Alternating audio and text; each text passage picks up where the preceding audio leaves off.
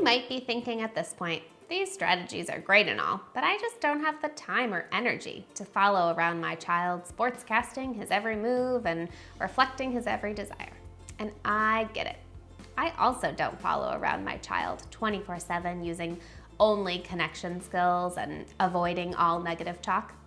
However, I do make the effort to spend at least 5 minutes a day to intentionally play with him.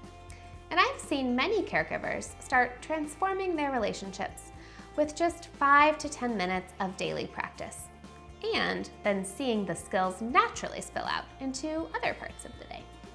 I've also seen that when these tools are used consistently, children feel heard and seen and behave in ways that parents desire.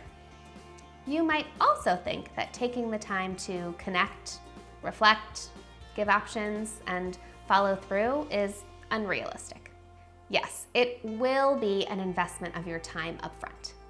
And most parents find that the big reactions begin to get smaller and less frequent the more these sensitive, respectful responses are practiced consistently. Also, parents report that they feel much better about their interactions with their children. See you in the following lessons to learn about repairing with your child after inevitable ruptures in the relationship.